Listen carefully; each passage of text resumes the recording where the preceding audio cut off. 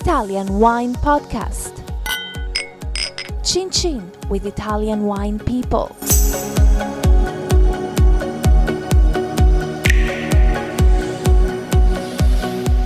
Hello, this is the Italian Wine Podcast. My name is Monty Waldin. My guest today is Chiara Meloni, who's smiling very broadly at me. Chiara works for the Tenute Olbios, which is in the northernmost part of Sardinia, in the region of Gallura. Welcome. Yes, thank you. Okay, so let's get a little bit about, well, first of all, what's your role in the estate? Are you part of the family or are you just a lowly employee? Yes, I'm not part of the family. I'm working with Tenute Olbios since a few years now, and I take care of the export sales. And where are you from in Sardinia? I'm from Sassari, which is about 1 hour driving from Olbia, still in the north side. Okay, so you're a northern island, yeah. Okay, so just tell me a little bit about the area in general. This is known a lot for its tourism, obviously. Yes, it's known Olbia, it's very close to the Costa Smeralda, which is known worldwide for the turquoise water, for the amazing beach, but Sardinia in general everywhere is very famous for the coast, but there is also a lot to see on the inside of the island. It's also famous for its aragosta as well, for isn't it? aragosta as Which well. is, in English? Lobster. So, I mean, does that help the fact that the winery is in a touristic area, or is it a hindrance? I mean, do you get day trippers coming, or? It's it's actually an advantage because people are mainly coming, or they used to come mainly for like the holiday season, but now it's attracting a lot of the wine and food lover because there is a lot to discover about the wine and food culture as well. But obviously being on such a touristic place has been an advantage for us. Okay, so tell us a little bit about the estate. How many hectares of land do you have and how many hectares of vineyards? It's a 60 hectares vineyard. It's all on the sea level. It's all on the same area, and it's basically... so the altitude, sorry, roughly would be? On the sea level. Oh, right, so it's quite low then. Yeah. We are literally like 1-2 kilometers away from the coast, so we can actually see Tavolara Island, which is just in front of us, and it's a sandy soil made of granite, basically. Decomposed granite? Yes. That sounds like a nice terroir, though. Yeah, it's very nice terroir, and it's the, let's say, the ideal terroir for the Vermentino, which in Gallura is a Vermentino di Gallura DOCG, which is also the only DOCG wine we have in Sardinia, and it's not by accident because the Vermentino produced in Gallura is developing loads of minerality, salinity, and so it's producing wine with a highly distinctive character, let's say. So you make 2 wines under the DOCG, the Vermentino di Gallura DOCG, or 3? We make exactly. We make two. Half? 2. 3/4. No, we make Two-thirds. two Vermentino di Gallura DOCG. Okay, so what are they called then? Let's do the first one. Lupus in Lupus fabula. in fabula. So what does that mean? Lupus in fabula means the wolf in the fairy tales, and has got several connections. So first of all, lupus in fabula, it's a Latin expression that we use in Italian as the equivalent of speak of the devil when we are talking about someone and then this person suddenly appears. But it also refers to the story of the boy crying wolf, because it's a little bit like the story of our wine, lupus in fabula. So is that oaked or unoaked, that one? It's unoaked. So it's a fresh drinking. It's a fresh drinking, so it's a Vermentino vinified and aged entirely in stainless steel tank. Okay, the next one is In Vino Veritas. In Vino Veritas, it's actually Vermentino di Sardegna DOC, and it's also a Vermentino produced with grape from our own vineyard. In particular, we make a selection from the grapes coming from the oldest vines. So this has a little bit more density compared to the Lupus in Fabula. Yeah, it's a particular Vermentino. It's very evolved. It's actually Vermentino which is aged for 7 years prior to bottling. 7 years? 7 years, yeah. So is it a dry wine or is it It's a dry. So is it sort of slightly oxidised or not? Also, yeah. So it's so what would you call that? Is that a special word for that on Sardinia? No, it's... But is it aged in barrels that are topped up or is it aged in barrels that are not topped up? It doesn't have like a floor of yeast on the top? It's aged in barley without without topping. So it's an oxidized style? Yeah. Nice. We play with the control oxidation process. So it's dry and very savoury. Yeah. And also it's a late harvest. It does overnight skin maceration, and then it's vinified in a stainless steel tank, and then the last 2 years a small percentage does the control oxidation process in barrels. So is that bottled as a vintage wine, or is it bottled as a blend, like a non-vintage, like a Vintage, no, okay. it's a vintage, yeah. Okay, so how long in wood does it stay? 2 years, 24 months, but only a small percentage. But so it's just like an oaky white wine then? Yeah. But you said it's got that oxidative tone. Yeah. So let's say that since the oak is not a new oak, so the flavor of the oak is not too intense. It's just more for the exposure to the air. Yeah. Okay, so it's I would imagine, very savoury and with what you would probably call tertiary aromas. No, that's not too technical. Exactly. What do you eat? What do you eat with that? Do you eat like some of your sheep's cheese, pecorino, or it requires salami? It definitely requires a specific food matching.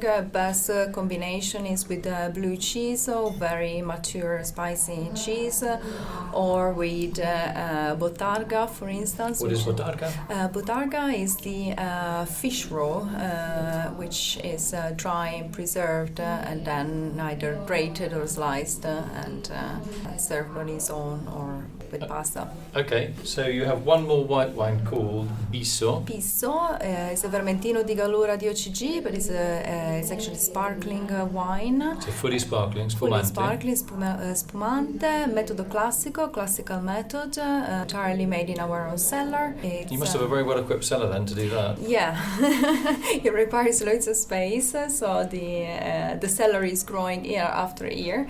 So now we have increased a little bit the production, but it's obviously a wine which requires loads of space, loads of attention. I said maybe already it's a millesimato, it's a dosaggio zero. So it's a zero dosed, not dosed, and it's a single vintage or non-vintage, sorry? Single vintage. Single vintage? Yeah. Does it help the fact that you've got the area that you're in is incredibly well known for tourism, and you'll have people that it's quite a luxury area for tourism, isn't it? So making this kind of wine is an indication of the area is quite well known for its wine, and customers have got the money to pay for it. Is that true? I'm not saying it's like a jet set area, but it's not far off, is it? Let's say that we are relying, of course, on our close area, but for instance, we sell all around Sardinia, even in areas which are not so, let's say, posh, if you want to use this term. So, because Sardinia, is quite touristy, but there are all kinds of tourists. So there are the tourists which are searching more the luxury, and tourists which are searching more the nature and the outdoor experience. So what's your rough split in terms of exports and domestic market, roughly, in terms of either turnover or bottles? Let's say 35% export at the moment, yeah. The main export market is what, America? Yes, we export in California, in Australia, in several European countries, Sweden, in Germany, in Switzerland.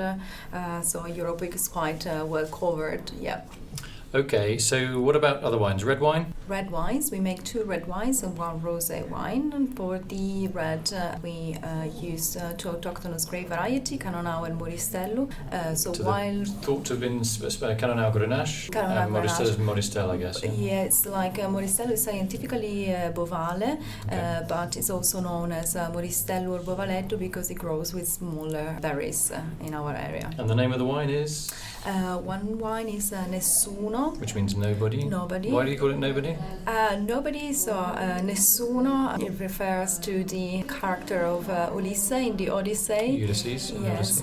So there was, when the wine was presented and launched for the first time, there was a new book which was from a Sardinian writer, which was highlighting how some of the landscape which were described in the this could refer to Sardinia. So it was sort of nice to use this character, the name of Nessuno, because actually it's quite a tricky character when he presents himself. He listens to the Cyclope and he presents himself as Nessuno, and when the Cyclope was hired by Ulysses and they ask him who's done that, they say Nessuno.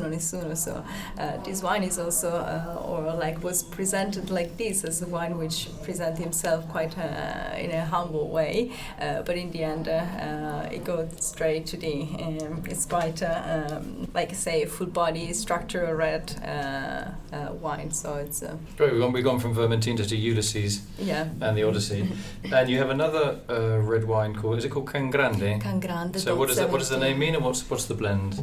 So Can Grande .17 it reminds prize and awards that Daniela, who's the owner and the winemaker, got at Vinitaly 2017. So she was awarded with the Premio Can Grande Benemerite della Viticoltura, which is an award, a prize which is given every year to one producer per region, and that Sante she got in 2017. So it's quite nice when you got this sort of awards, because you remember it on the first year, second year, and then the year passes and you sort of forget. So it was nice to sort of fix this moment with a wine. But was that the first vintage of Can Grande or not? No. It was the first vintage. It's been presented this year. But it was labelled as Can Grande when it was presented, because one of the entrances at Vinitaly, if anybody's been to Vinitaly, it's a little bit of an expo, huge fair. One of the entrances is called Can Grande, or people say I'm a little bit lost. Where do I go to get my ticket? And you have to go to the Can Grande entrance. So that's a bit of a coincidence, isn't it? Yeah, it's a coincidence. So what does Can Grande mean? Does it translate as it? I've always wondered what it means when I walk into Vinitaly. What does Can Grande is a famous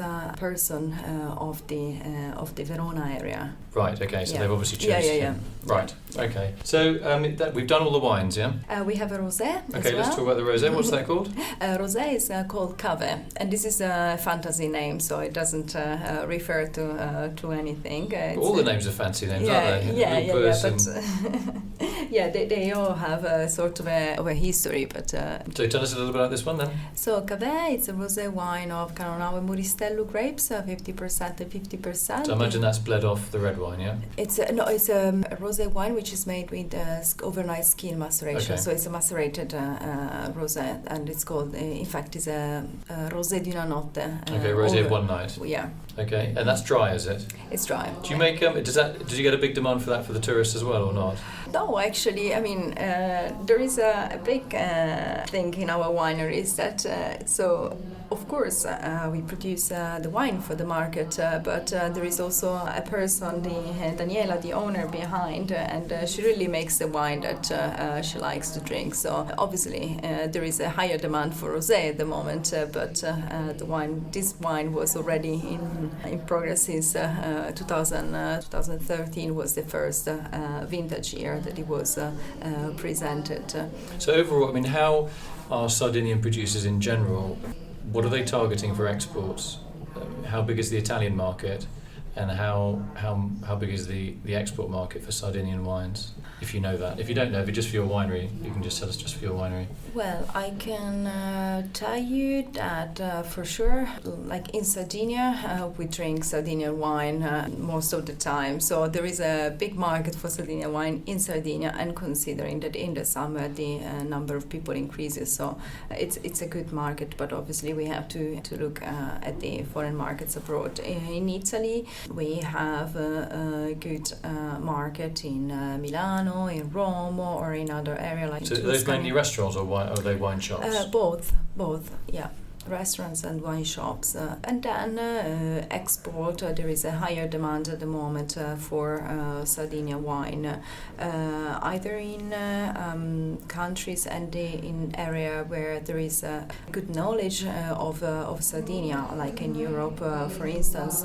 It's easier to explain Sardinian markets to Sardinian wines because they know already the territories, and then we go in areas like in Asia where they don't know much about Sardinia. So, but isn't that quite nice that you can explain? Yeah, it's nice. It's a good challenge, and there is a higher demand for regional wine at the moment. So it's a good and positive trend for us. Yeah, I imagine your wines are very food friendly as well, aren't they? Yes. Okay, so I want to say thanks to my guest today, Chiara Meloni from Tenute Olbios from Sardinia, from the northern part of Sardinia, Gallura area, very beautiful area. Thanks for coming in and telling us about your wines and the family winery. Thank you so much. Thanks. Follow Italian Wine Podcast on Facebook and Instagram.